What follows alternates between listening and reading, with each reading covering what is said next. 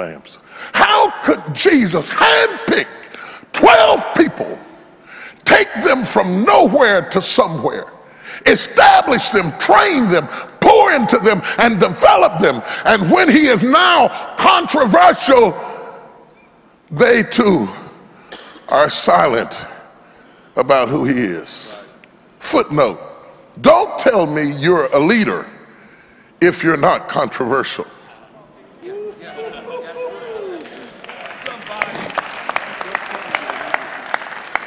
There is no way to lead and not be controversial.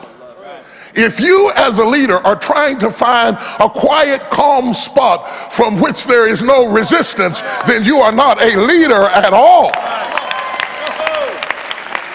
Because a leader, by his purest definition, is declared by the fact that true leaders go where none have dared to go before. Star Trek. Oh, to go where none have dared to go before. Are you a leader, or are you just going around in safe circles of pre-existing paths of the men who have gone before you? Because the church cannot be built by people who are just repetitors of what the previous generation has already done. You cannot play it safe and be a leader.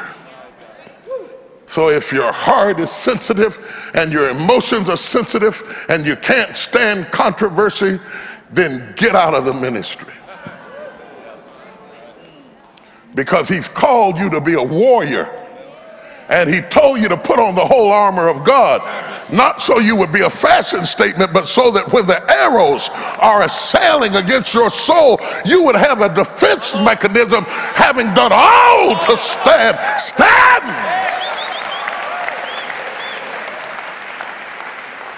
I cannot say that it doesn't hurt. And I cannot say that it's always easy. But if you are going to fulfill the hope of your calling, is that he hoped that you would do something more, Joshua, than to take another trip back into the desert where Moses had already been. He hoped, Elisha, that you would do more than a cheap repeat of your predecessor's miracles. It is a disgrace for an Elisha to only do 8 miracles when there are 8 more inside of you. If you empty out everything that is inside of you, my brothers and sisters, you will go into unprecedented territory. And you are not a leader if your feet are still in the path. If you're not stepping on sticker briars and over rocks, if you're not going into places where your legs get scratched, you are not leading the way. You are playing it safe. And don't be surprised when people leave you, because eventually people get tired of going around and around in circles where it's safe. Oh God, give us somebody whose feet have sticker briars in them, who will march into brand new territory. Let the leaders shout, yes!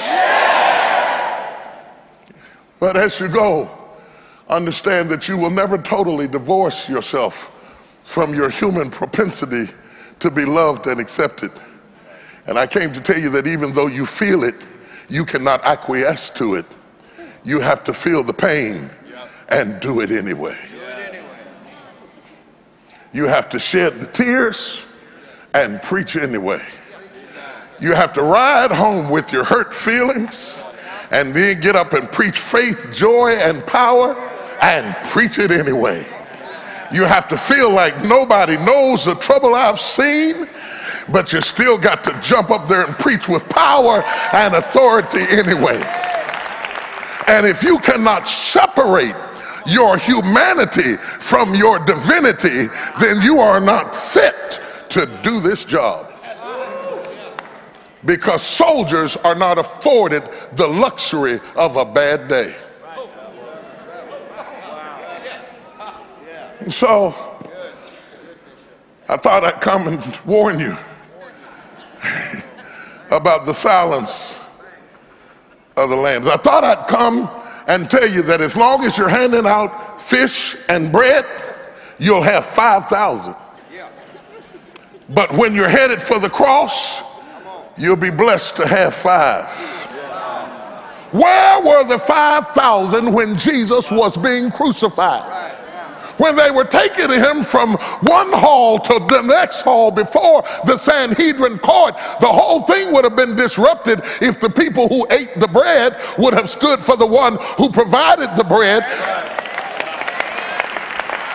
I came to warn you that the folk he called you to are not the people that he assigned to give you back what you gave them.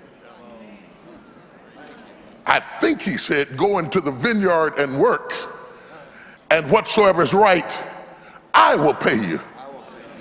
But don't work the vineyard if you're looking for the grapes to pay you.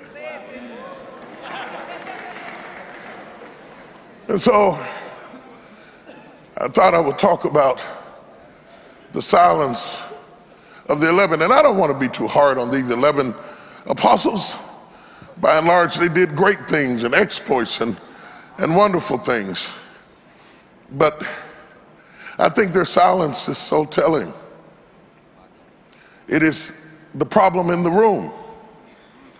When things get tough and tight, even good people get silent because we have this sociological need to fit in. And so in order to fit in, sometimes we hold our peace. But if you hold your peace, the rocks will cry out. You have been taught that real Christ-like leadership is blending in. You don't want to stand out from your congregants.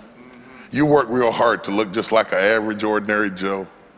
You don't want to have any titles. You don't want to look impressive. You just want to fit in. You just want to be ordinary, natural, cool. Hi, I'm Fred. I'm Fred from Chicago. I'm such a nice guy. I'm ordinary. I'm not trying to be exceptional. I don't want you to think I'm proud in any way or arrogant in any way. I'm just like anybody else. I'm Fred. But people never follow ordinary. They only follow extraordinary. Why would you follow what you already have? So if you're not willing to stand out, this is not the place for you. And yet the pathology of the contemporary church is whatever you do, look ordinary. Stay low profile. You don't want anybody to think that you're esteeming yourself in any kind of way. But can you lead from the back? Can you drive a bus from the back seat? Can you fly a plane if you're sitting with the baggage? You must run the risk of standing out, and you must run the risk of being controversial, and you must run the risk of being wrong. For it is better to be wrong and made right than to be silent and ignored. And our world today is in trouble because those who could and those who would are silent in the moments of real challenge. Silent in their leadership, silent in their ministry, silent in their declaration. Oh yes, they're disciples. Oh yes, they're apostles. But what good is your position if you're silent? Do we want silent senators? Silent congressmen? Silent presidents? Would you like to send your kids to school to a silent teacher? Isn't the problem with our families that the parents are so busy being friends to the children that nobody will take the risk to be a parent over the child? Isn't our problem that mom is so busy being cool that she won't be mama? Yes. How can the daughter have a mama if mama's getting ready to go out on a date and doesn't have time to help daughter with the homework? And the problem in the church is that the pastors are so neutralized that nobody will stand up and lead the church. I don't care how good you preach. I care how good you lead.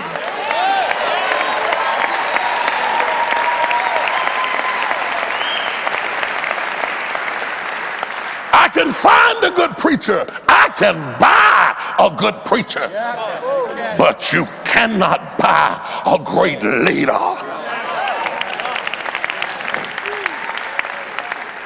You can get a great speaker by the hour. You can go to the speakers bureau and find people who are eloquent and articulate. But where do we go when we need somebody who will step on the briars and kick back the snakes and say, come hell or high water?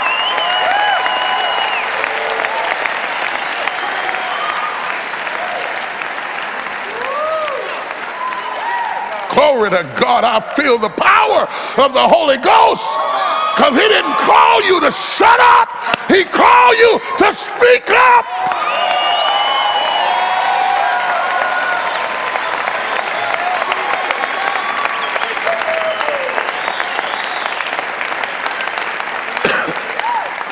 Touch three people and say, open your mouth. Open your mouth. For God's sake, open your mouth. If you're wrong, we can correct it. But if you're silent, your ignorance goes by undetected and you reproduce after your own kind. It is the silence of the lambs. And then I'm not too hard on them, because I understand how difficult it is to make the transition from a lamb to a leader. And I think the problem in the church today is indicative of the fact that we have put into leadership people who still see themselves as lambs.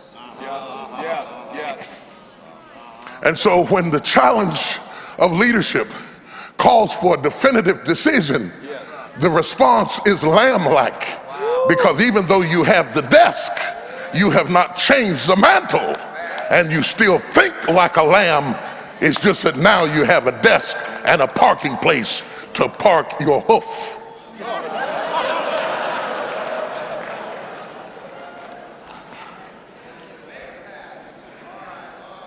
Somebody said to me, you know, we got so many problems in the church and the preachers are failing and it's moral decadence and oh, this and that and the other. And I said, well, we had no place to get the pastors from but the pews. And we had no place to fill the pews but from the world. It's not like you can bypass the world and get leaders from heaven. They are leaders with lamb-like problems. And the hardest thing, you can go to the university. You can matriculate to the upper echelon of any theological institute you please. You can have more degrees than a thermometer.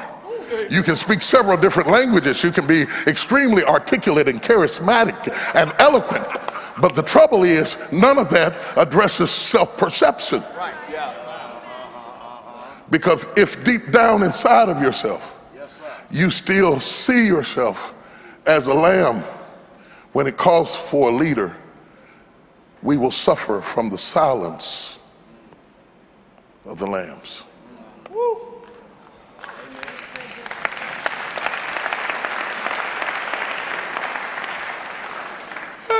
Confess, I've told God sometimes it's not fair.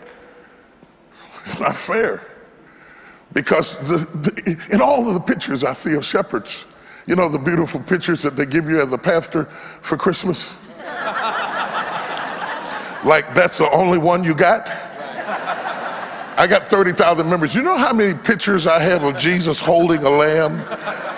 You know, Or sitting at the Last Supper, you know, I've got, oh God. I got so many pictures of the Last Supper that I get hungry when I see them. But in every picture I've ever seen of a shepherd with the lamb, the shepherd is a man and the lamb is an animal. And this is the problem with metaphors, because metaphors are shadows of truth, and shadows shape truth but don't define truth. They are abstractions of truth and not definitions of truth.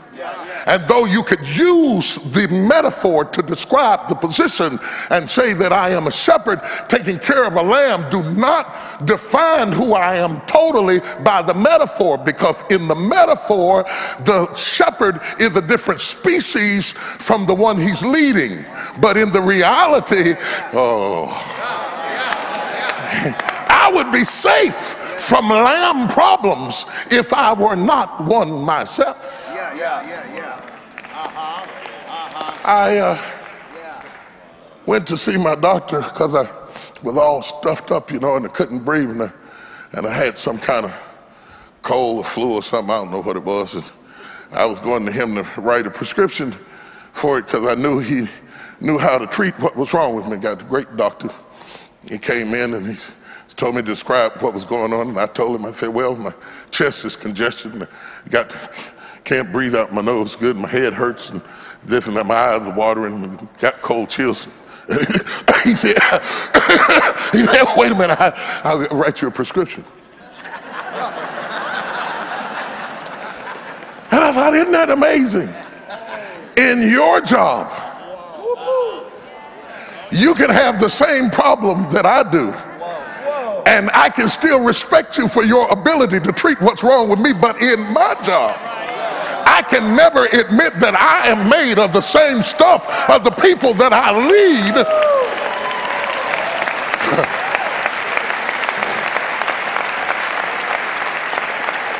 So the problem with leaders is you got all in pictures of shepherds and sheep, and you have taken the metaphor literally.